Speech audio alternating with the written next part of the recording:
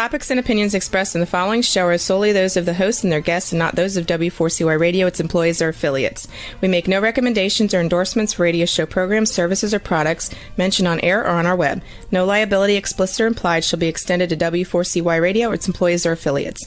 Any questions or comments should be directed to those show hosts. Thank you for choosing W4CY Radio.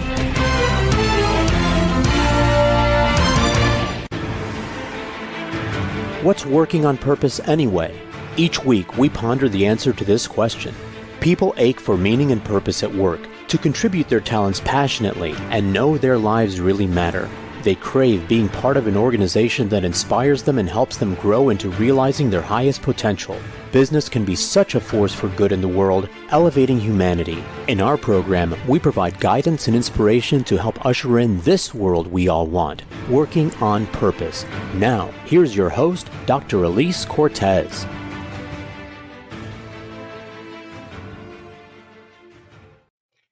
Welcome back to the Working on Purpose program, which has been brought to you with passion and pride since February of 2015. It's great to have you back. I'm your host, Dr. Elise Cortez. If we've not met before and you don't know me, I'm an organizational psychologist and logotherapist, speaker, and author. My team and I at Gusto now help companies to enliven and fortify their operations by building a high-performance, invigorated culture and leadership activated by meaning and purpose. Our mission is to help our clients create a destination workplace where people flock to join, are intrinsically motivated to perform at their best, can grow to their fuller potential, and are committed to stay and dynamically deliver on their company's mission, which translates to more satisfied customers and higher profits for you. You can learn more about us and how we can work together at gusto-now.com or my personal website, elisecortez.com.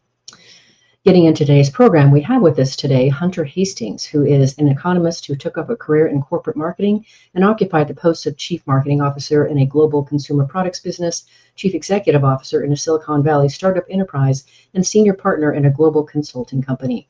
He has been an adjunct professor at Holt International Business School, the largest global graduate business school, and is the author of Aberrant Capitalism, The Decay and Revival of Customer Capitalism, which we're talking about today. He joins us today from San Diego. Hunter, welcome to Working on Purpose. Hello, Elise. Thank you for inviting me. It's a great honor. Quite happy to have you on, kind sir. As I told you before we got on air, I learned so much from this beautiful book you put out here. In the nice, crisp 79 pages of this book, you really did blow my mind. How's that? Well, I'll try and maintain that.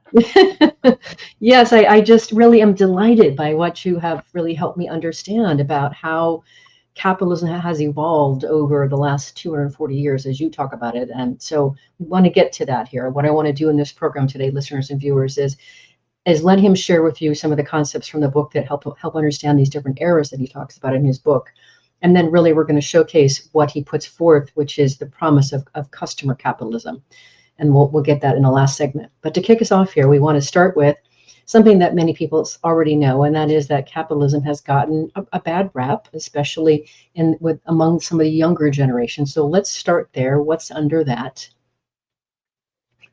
Yes, that's a problem to solve, that it's capitalism, as you say, has a bad rap. One of the data points we used was a 2022 Pew Research survey among 18 to 29-year-olds, and they asked how many of them would express positive sentiments about capitalism, and it was less than 40%, and how many would express positive sentiments about socialism, and it was over 40%. So we're underwater.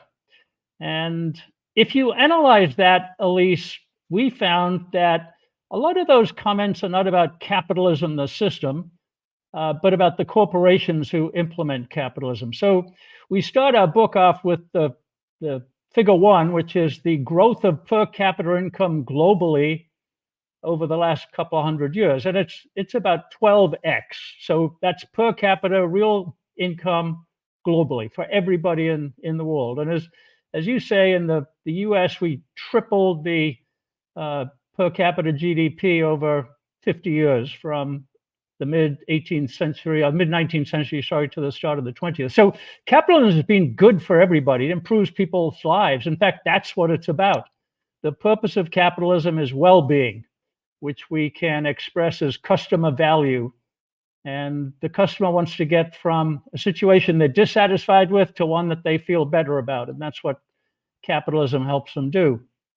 So we tried to dig into the corporation, and we can go through the three phases. I'm sure we will over the period of this recording. But at the beginning, the corporation was a brilliant invention of capitalism. So we start before the Industrial Revolution with the Wedgwood Company in Great Britain, which revolutionized the production of china, which was just becoming a thing in the world. You know, people were learning how to drink tea out of cups and cereal out of bowls. And it's a story of a growth corporation and a creative corporation, a marketing corporation, an innovating corporation. But it wasn't a corporation in the sense we see it today. It was a partnership of a couple of guys, and therefore was unable to grow at the scale that we think about today. So shift to the second half of the 19th century, and legal rules created the idea of the limited liability corporation. That meant that you could invest money in these growth corporations, and your loss was limited to the amount that you'd invested. So that enabled great entrepreneurs to create big companies. We talk about Standard Oil, we talk about Quaker Oats, we talk about Singer Sewing Machine. And Standard Oil is my favorite because John D. Rockefeller thought of what he was doing as what he called civilizing. Yes. Back in those days, candles and other forms of illumination are really expensive. Only rich people could afford them. And he brought kerosene, and he brought the price of kerosene down by about 30 times during a short period of time that everybody could afford. So he thought about families being at home, and instead of being in the dark, they could turn on the kerosene lamp, they could work in the barn, they could help the kids with their homework, they could spend family time together. That's what he thought about. That's a good example of customer capitalism. The purpose of capitalism was to improve people's lives. And of course, there were additional giant undertakings of customer capitalism, like transportation and communication and food. And Sears and Roebuck, Richard Roebuck thought of bringing the technology revolution to farmers in the countryside so that they could enjoy all of the benefits of the new tools and the new technologies. So really, until about the First World War, we could say that customer capitalism was the driving force. It was the driving entity. And there wasn't much stock market activity then. There wasn't much government regulation. These entrepreneurs drove these companies and created lots of benefit, lots of well-being from nothing. They built them up slowly, and they grew them by their own initiative and by feedback, by customers telling them what they wanted and what worked for them and what didn't. So that's what we think of as kind of the golden age of capitalism. Yeah, and I found some of those stories really inspiring. I did actually capture Standard Oil, and I thought that I was really taken as somebody who helps organizations to detect and articulate their purpose and weave it into their culture. I have to share with our listeners and viewers what you cite in the book about what they claim here. So this whole notion that I can't even imagine that you think having to go to bed early because you don't have any light. So let's just go to bed. And so I love what you have here is that the Standard Oil business communication included this mission statement. It said, "I may claim for petroleum that it is something of a civilizer, as promoting among the poorest classes of these countries a host of evening occupations, industrial, educational, and recreative, not feasible prior to its introduction. And if it has brought a fair reward to the capital ventures in its development, it has also carried more cheap comfort into more poor homes than almost any discovery of modern times." Sounds good to me. Well, it's wonderful. And back then, as we thought of it, business was a force for good. And of course, it still is. But we didn't have some of the developments that we'll talk about in the 20th century. But that whole era of growth, imagine, take that concept that you just read from Standard Oil and apply that across people's lives, the ability to communicate with each other faster, the ability to produce things with higher quality and greater speed, the ability to enjoy better, more nutritious, safer food. Just their lives are being improved at a great rate. It was a splendid time. Right. But then we got to the next era. And the way you described this, Hunter, just was so, it was something that I could understand as a novice. This isn't my, economist speak is not my thing, but the way that you helped me understand how this changed so much. So once we got into the First World War, you introduced a few things that then altered capitalism for pretty much until today. So I want to talk about those things. I know there's the New Deal. I know there's the war economy. There is the War Powers Act. So there's a few things, if you could just kind of situate the start of that next era that really made the difference in capitalism. Yes, yeah, I'd be glad to. So there's one critical transition, and that is that we describe the owners and leaders of these companies that we've just enumerated as entrepreneurs. I mean that in the economy sense, which an entrepreneur looks to customers, looks at what their needs and desires are, and tries to meet those needs and takes the reward of the marketplace for doing so.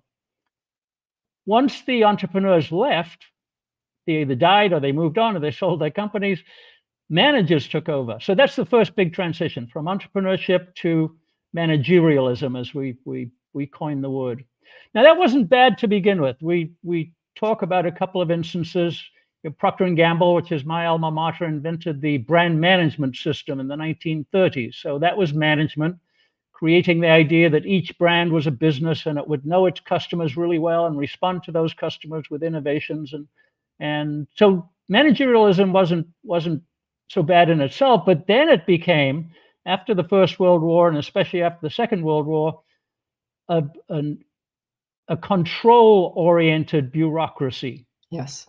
Now, it came from the war economy, as you say, that started in World War I, where central government for the first time started to command the resources in the economy. They had to build tanks and ships and airplanes and conscript young people. And so that was a command approach. We will do it this way. We'll focus on these things. We'll run our projects at this speed. A lot of the people who were on those committees, on those war boards, moved into the private sector. And so that was one big step. Meanwhile, government had intervened in the Great Depression and said, boy, we can't have depressions. Capitalism must be controlled from the center. And so we got all of those committees and the kinds of boards that Franklin Roosevelt put up to, again, command and control the economy. The Second World War intensified that. So the Great War economy then became the blueprint for post-Second World War corporate management.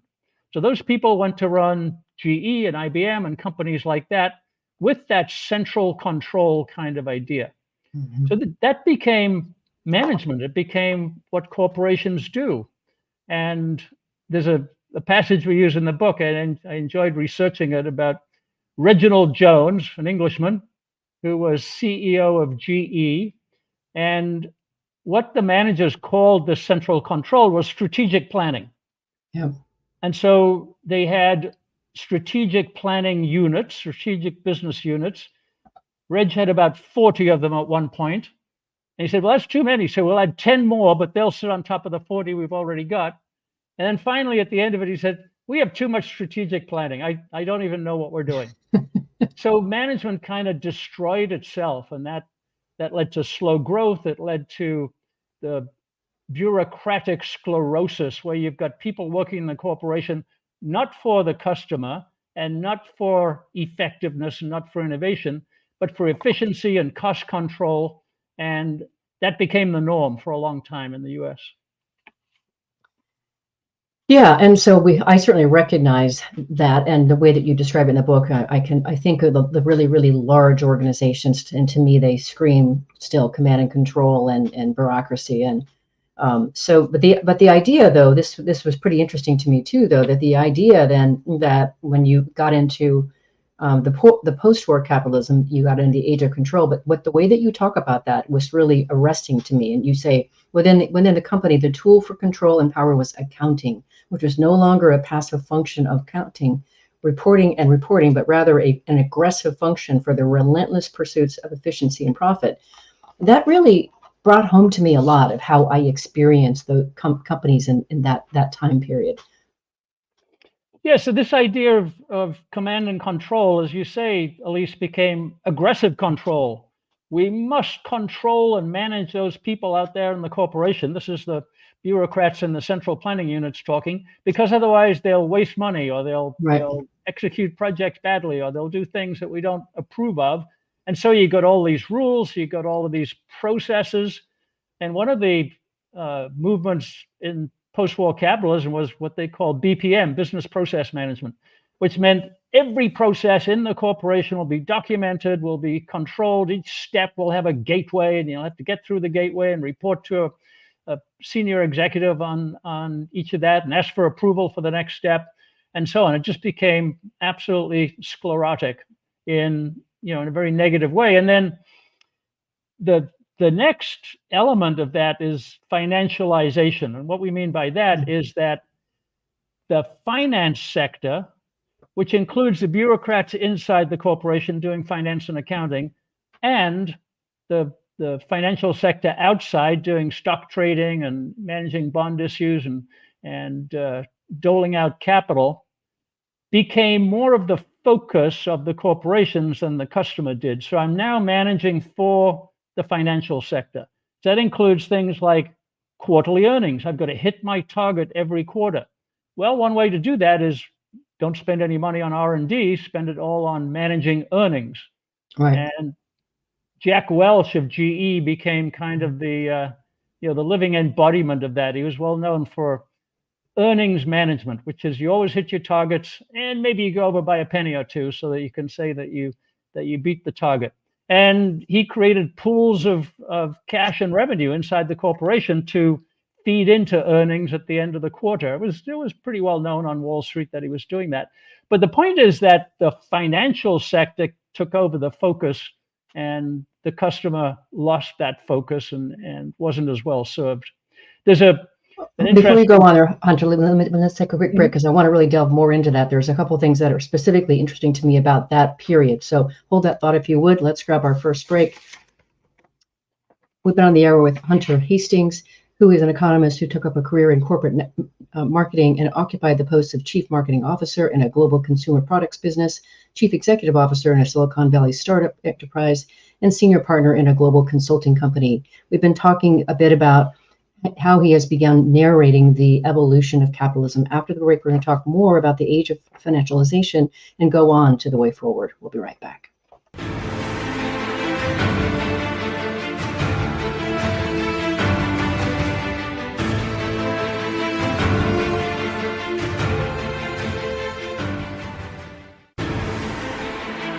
Dr. Elise Cortez is a management consultant specializing in meaning and purpose, an inspirational speaker and author. She helps companies visioneer for greater purpose among stakeholders and develop purpose-inspired leadership and meaning-infused cultures that elevate fulfillment, performance, and commitment within the workforce. To learn more or to invite Elise to speak to your organization, please visit her at elisecortez.com. Let's talk about how to get your employees working on purpose.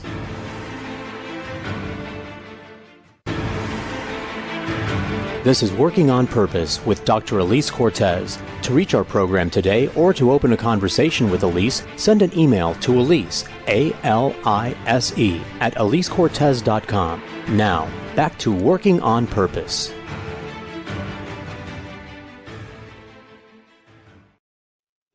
Thanks for staying with us and welcome back to Working on Purpose. I'm your host, Dr. Elise Cortez, as I too am dedicated to helping create a world where people realize their potential at work and are led by inspirational leaders that help them find and contribute their greatness. And we do business that betters the world. I keep researching and writing my own books. So my last one came out in March of 2023. It's called The Great Revitalization: How Activating Meaning and Purpose Can Radically Enliven Your Business. And I wrote it to help leaders and business owners understand just how much the workforce has changed. What do they want in order to give their best? And then I offer you 22 best practices to build in your culture to help create that for them. You can learn more about it at my website, gusto-now.com or Amazon. If you are just now joining us, my guest is Hunter Hastings, and he's the author of Aberrant Capitalism, The Decay and Revival of Customer Capitalism, which we've been talking about today. So you were about to say a bit more about this period of financialization here. And then I also wanted to talk about this notion of the government being the customer. So the financialization era saw the financial sector grow in influence and power relative to the productive sector. There's a Bank of International Settlements paper that we quote in the book that maps this out. It shows as the financial sector gets bigger, the productive sector gets smaller. More and more people are employed in the financial sector, fewer and fewer in the productive sector. Money goes into stock trading and dividends and stock buybacks, and less into R&D and those kinds of functions. And so there's a data support for this idea. But one of the driving elements that transformed financialization in the latter part of the 20th century was this idea of maximizing shareholder value. Yes. A lot of people attribute that to Milton Friedman's famous article in the New York Times, where he said the only purpose of a corporation is to make a profit. And that's okay, because what he meant by that was that profit's a good thing, and that gets reinvested in all kinds of directions. And so it's a signal from the market that the customer approves of what you're doing and how you're using resources. But the financial sector didn't take it that way. They created this maximizing shareholder value idea, which is that's what the corporation should do, not maximize customer satisfaction, but maximize shareholder value.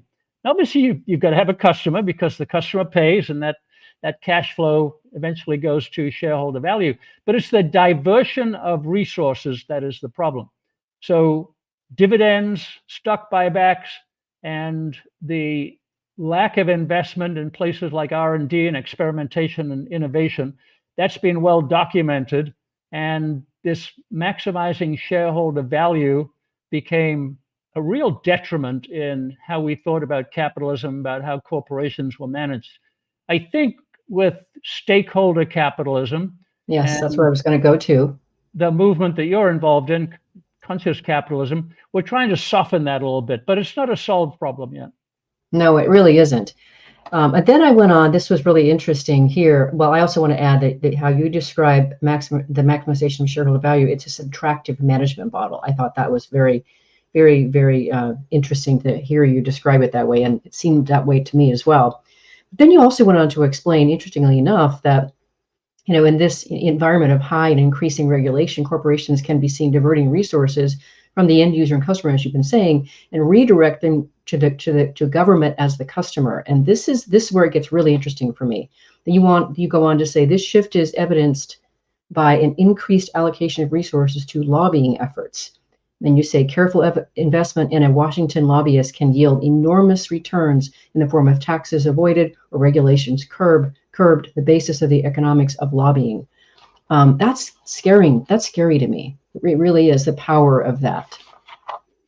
Yeah, it is. And in fact, we're in a dangerous situation, Elise, where the entanglement, as we call it in the book, of corporations and the government is at a pretty high level now. So these big companies obviously have the government as a customer. If you look at Microsoft and Amazon and those kinds of companies, they do projects for the government in the billions of dollars in the defense area and research areas and so on like that. Customers or companies like Palantir is another one with huge government contracts. So that's one area. The second is this increasing regulation of industry by the government, this feeling that we have in our current state of capitalism that it must be regulated. There are more regulations every day. There are hundreds of thousands of pages in the Federal Register. And corporations have come to accept that. In fact, one of the big bureaucratic departments is compliance. How do we comply with all these regulations? And then it becomes, hey, let us write the regulations. And that will favor the incumbents, the big pseudo-monopolistic companies, and maybe shelter some of our industries from incursion and disruption and innovation by smaller companies. So that has been well tracked. And a lot of the lobbying companies actually write the regulations. They take them to the Congress people or the bureaucrats in the government. They co-develop them and then get them approved. So that's a pretty well-known industry. It's a big industry. that quote that you mentioned is from Jeffrey Birnbaum, who's a much deeper analyst into government entanglement than I am, but that's clearly a decision. That there was a famous observation that Google, which used to have no lobbying presence in Washington, D.C. in its early days, now has the biggest lobbying presence in Washington, D.C. and in Sacramento and other state capitals. So it's really become a big industry of let's write these regulations together because they're for both of us. Mm-hmm. Thank you for explaining that. It's just, there's just so much dearth there.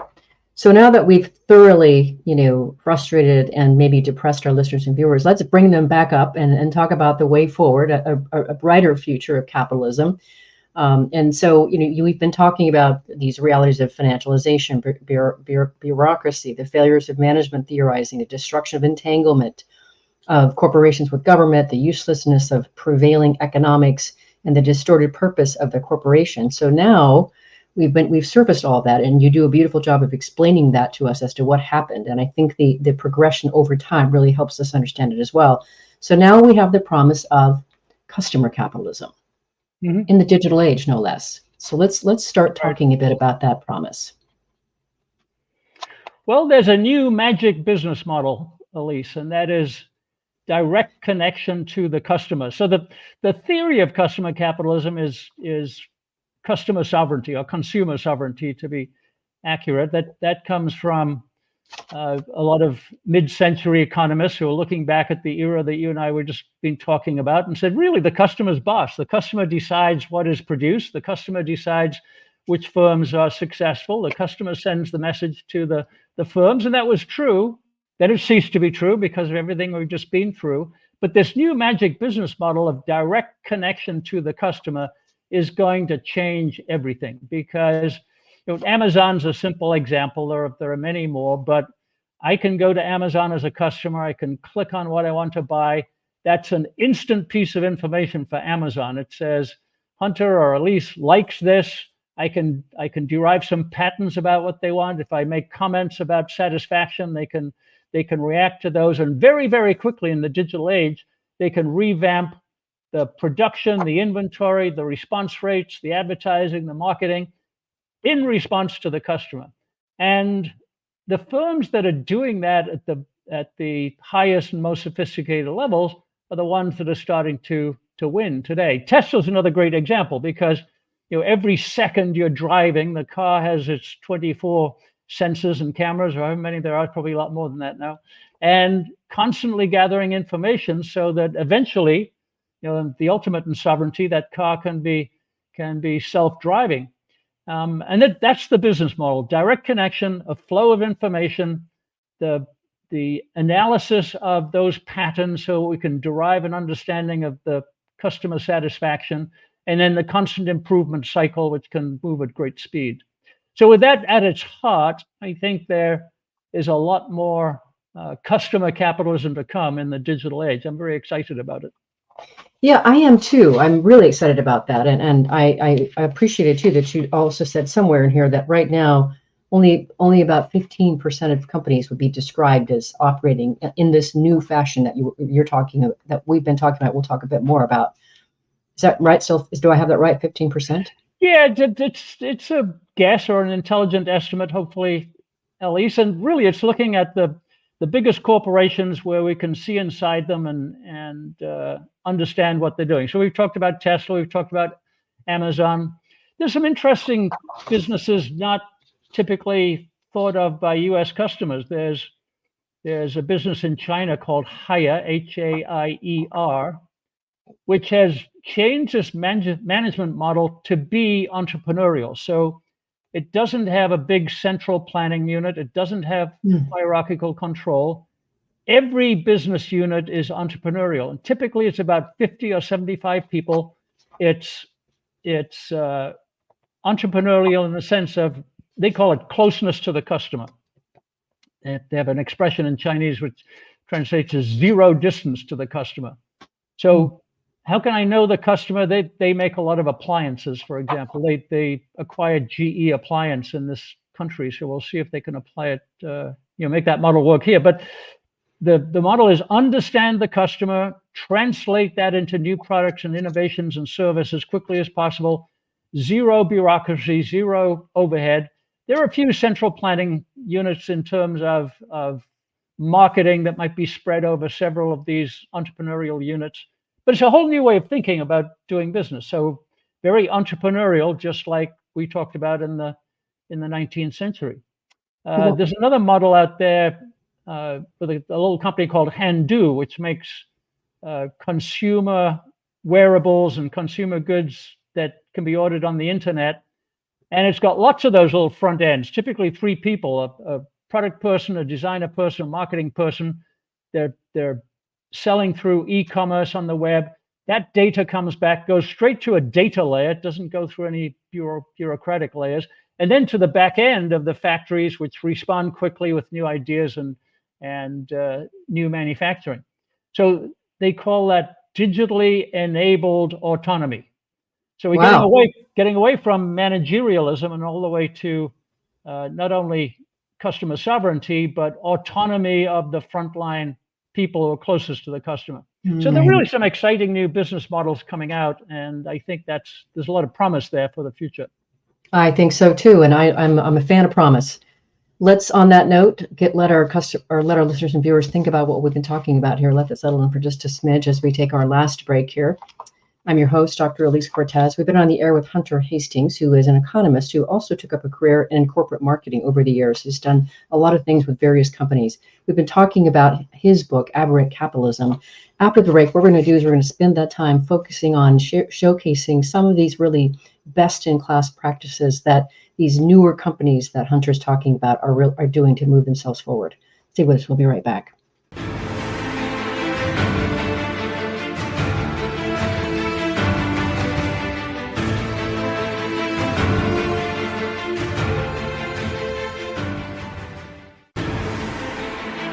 Dr. Elise Cortez is a management consultant specializing in meaning and purpose, an inspirational speaker and author. She helps companies visioneer for greater purpose among stakeholders and develop purpose-inspired leadership and meaning-infused cultures that elevate fulfillment, performance, and commitment within the workforce. To learn more or to invite Elise to speak to your organization, please visit her at elisecortez.com. Let's talk about how to get your employees working on purpose.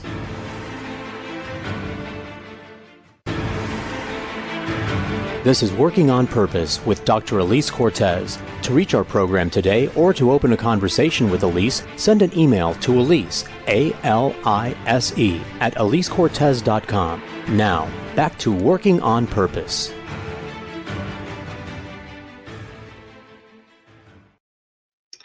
Thanks for staying with us and welcome back to Working on Purpose. I'm your host, Dr. Elise Cortez. I mentioned in the last break that my last book, The Great Revitalization, came out in March of 2023. What I did for you is I created a 3-page assessment that you can take off my site, gusto-now.com, and that will help you understand the extent to which your current culture is meeting the needs of today's discerning workforce.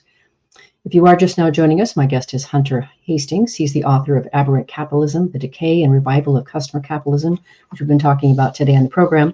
So for this last bit of our segment here, Hunter, I really want to focus on the management practices and the characteristics of some of these more forward-thinking companies that are in this new era here, so that our listeners and viewers can start thinking about how can they fold this in their own organization. So you list, it looks to be like about 8 or so different practices that these organizations, especially Tesla and SpaceX, are using as management practices. So I want to kind of walk through as many of those as we possibly can. Mm-hmm. I'm happy to cue them up, or if you just want to talk about the ones that are most important. But I'd like to cover all of them if we can. Well, walk us through them, and I'll try to elucidate each one. Perfect. Okay. First one is an extremely flat organization.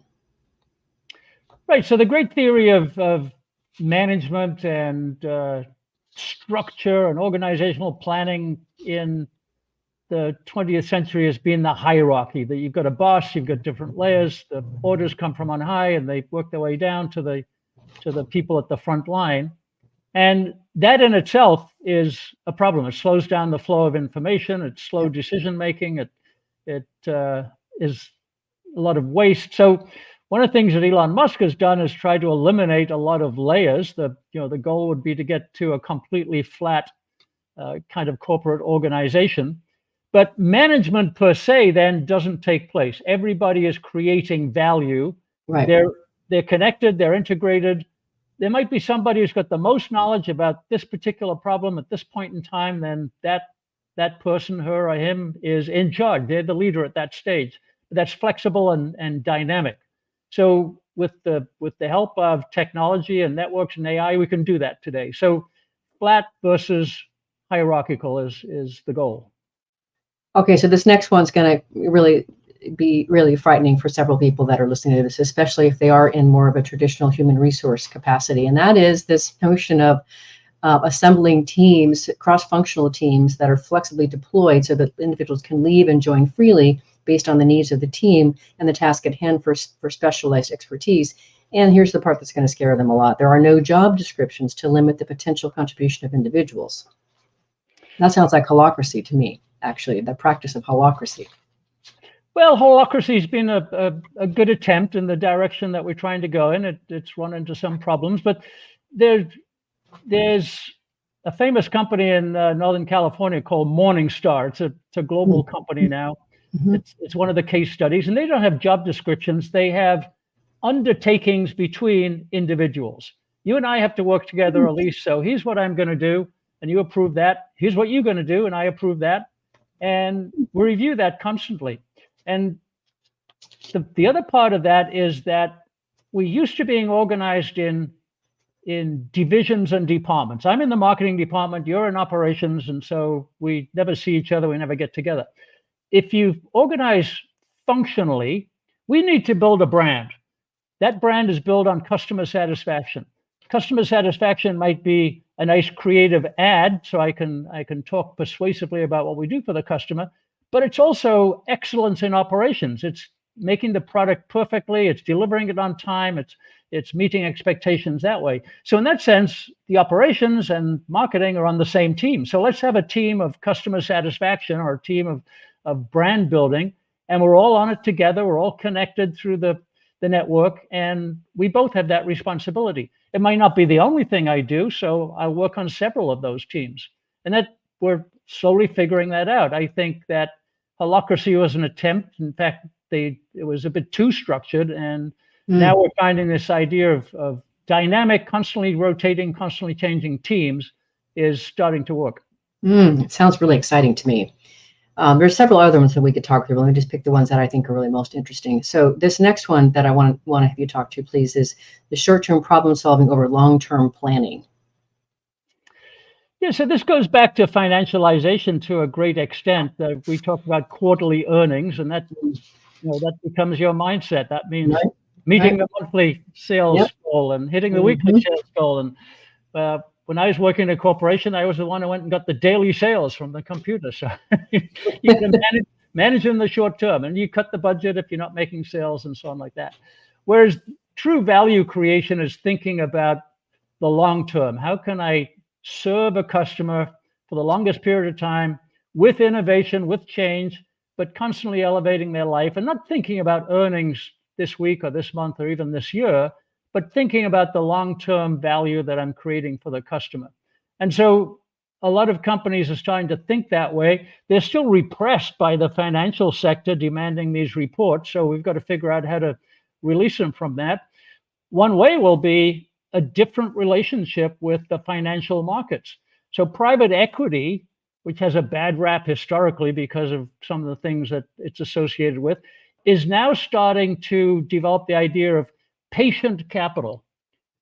We'll invest this money in your innovation in your firm. We're not going to demand quarterly earnings. We're not going to demand a report at the end of the year, but we're going to look for a big return in 7 or 10 years' time. So we'll be patient capital, and we'll look for the growth of the corporation, the growth of its purpose, and the growth of its innovation, but we're not going to demand those short-term benchmarks. So that's an interesting new relationship with capital. It's not the stock market, but it's still capital coming from financial markets. So there's a lot of new things happening in that relationship too. Just a quick segue here, I've learned, and you'd be a perfect person to ask this. There's just a couple of long-term stock exchanges that have been established. What's your view on them, their role, and their contribution? Well, yeah, I think that's an example of the financial sector thinking in these terms as well. Mm-hmm. There are some options that you can buy that have long terms. Obviously, the bond market tends to be longer term. You can buy 10-year and 30-year bonds. And so this general approach, Elise, of thinking long term, not short term, not trading stocks, but investing and thinking for the long term, it's beginning to turn. It really is beginning to turn. I'm happy to hear that. Let's just talk about two more of these management aspects here before we go on to the characteristics that I think are interesting. Anyway, this notion of having middle management being eliminated and replaced by AI to provide real-time information about the implication of employee actions for the corporation's mission and goal. That's fascinating. Really, really fascinating. Yeah, we don't really know where AI is going, but a lot of people are thinking about this, create the vision of, I'm on a team. One of my friends call it Homo sapiens and digital sapiens. So I've got a human. The human can do things that only humans can do. It can have empathy. It can be creative in different ways, can imagine things in the way that AI can't. But hey, for data analysis and process management and so on, maybe I've got the AI on my team as well. And so we'll be working in teams to do that. One of the fascinating ideas in that concept is the AI CIO. Your boss will be the AI, but you'll still be doing interesting work and serving customers and so on like that. So we don't really know where it's going to go, but certainly that kind of organizational flexibility, the digital world and the human world coming together, I think that's a real possibility. And it certainly won't be vertical, it'll be horizontal. It'll be each of us working with an AI assistant and working on teams and being connected that way. So that's another way that middle management is going to go away. And if you remember that's what Elon Musk tried to do at Tesla and then at Twitter when he got there, or now X. And he said, if you think carefully, there's not a lot of stuff that needs to be done by middle management. You can eliminate it. So, that's not being nasty to people. It's being nasty to the way that organizations were structured in these hierarchical, vertical organizations, and we don't need it anymore. Right. I totally get that. Well, since we're getting close to the end of the time, let's go ahead and move on to a few of these interesting. You talk about the newly imagined pattern of management exhibits these characteristics. And so there's a few that are fascinating to me. First, principles, not rules. That sounds really good to me as somebody who is not a big fan of rules. Right. So at the company I mentioned before, Morningstar, the guy who started it, Chris Rufa, started on the basis of principles, and he had two. And everything is collaboration. There's no coercion, and you build from there. So what are the principles, the long-term truths on which you're going to build your business? You talk about purpose, and that's one of those principles. Yes. We all share that purpose, and then you can figure out what we all do within that purpose. So there's a concept coming up now. Instead of job descriptions, you have role mapping. In this particular situation or this particular area of what we're doing, what's my role? What's your role? How do we map it all together so that things get done properly? So we have role mapping as a replacement for other forms of organizational design. Okay. Yeah, you do talk about purpose. I also, of course, that's my jam here. And then the next one that's interesting too, of course, which we've been talking about this whole time, the customer is the business model. That's obviously something we've been echoing here.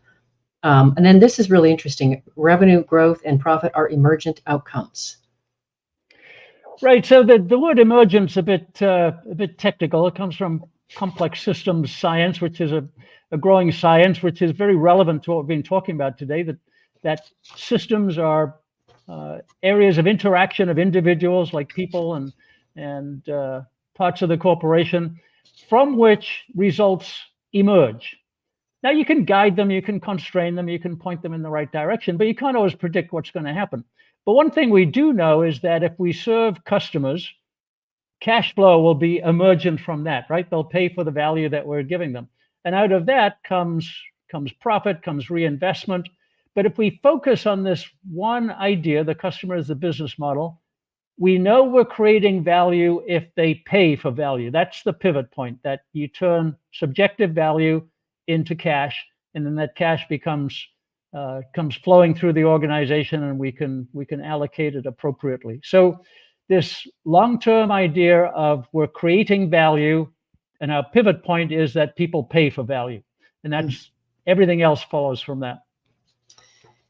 Love that. And now then we bridge onto this here, because this is really fascinating for me, especially because of the work that I'm doing. This idea of subjective value and empathy. You go on to say the determination of value in this new model lies entirely with the customer.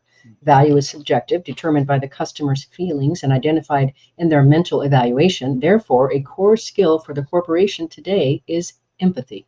The ability to diagnose customer feelings, how they make choices, and how they develop the mental models that determine those choices. Empathy is not a process that can be mapped or automated at a cultural orientation. Is not yet. That can be, but it can be nurtured. Sorry, and that's the important thing. It can be, so with more empathy, companies succeed. So I think that is really, really critical. I do champion that a lot in my work that I'm doing with my culture building. So I have to say, Hunter, when I heard that economists champion this, I knew I was in the right lane. Well, so there's subjective value is a concept in economics. It's the number one concept. The purpose of the economy is to produce subjective value. Now, what does that mean?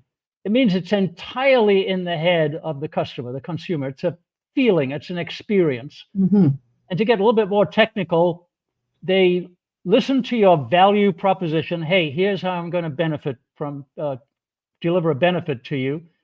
If they buy, they then experience what you propose to them, and then they evaluate it. So the value comes after the experience. And if they like it, they'll continue. If they don't, they won't. So that is the whole purpose of economics. Now, if it's in the customer's head, how can I understand that? And the technical term for that proposal is empathy. And empathy is trainable. We can get better at it. Yes. One of my colleagues talks about building their mental model. How did they think? And then if I run my value propositions through their mental model, I'll understand if it does create value or if it doesn't. And here's something wonderful, Elise. I was looking this up the other day before I talked to you. If you Google, I shouldn't say Google, if you research Apple's marketing philosophy. And in 1977, Steve Jobs and Mike Markkula wrote it down, and proposition number one is empathy.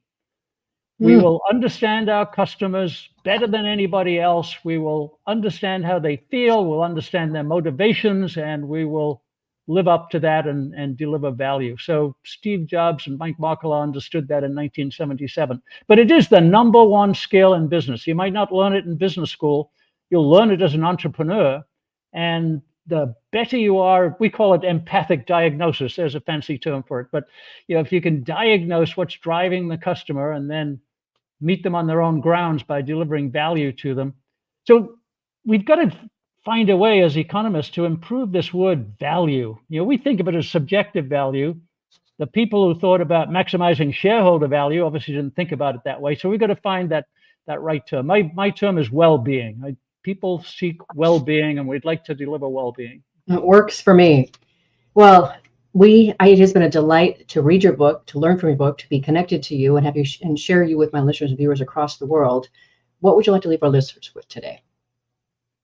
Well, that we're entering a great new hyper-entrepreneurial era. And by entrepreneurship, I mean understanding customers' needs, as we've discussed, and then creating innovations to serve those needs better.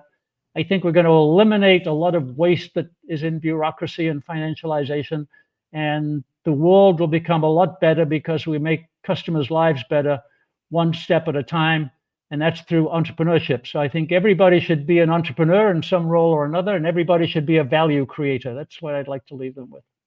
I am right along there with you, Hunter. That's the world that I want to live in. Thank you so much. What a beautiful way to finish. Thank you, Elise. Thank you very much for inviting me today. Very welcome. Listeners and viewers, you're going to want to learn more about what Hunter Hastings is doing, his work as an economist or as a corporate executive, and his book, Aberrant Capitalism. So you can visit thevaluecreators.com as a website. That's a place to start. You can also find him on LinkedIn. Last week, if you missed the live show, you can always catch it via recorded podcast or wherever you get your podcast. We were on air with Pam August of the firm Connecting Potential, where she guides organizations, teams, and leaders to unlock potential that is already there for the transformational results. We talked about the framework she offers in her new book, Potential, how to connect what's already there for exponential impact to completely elevate your own potential and across your organization. It was fabulous. Next week, we'll be on air with Karen Golden-Biddle talking about her book, The Untapped Power of Discovery, how to create change that inspires a better future, where she teaches us how to embrace discovery as an everyday habit to unlock all manner of new innovation and keep the ideas we launch getting the traction they merit. See you there. Remember that work is one of the best adventures and means of realizing our potential and making the impact we crave. So let's work on purpose.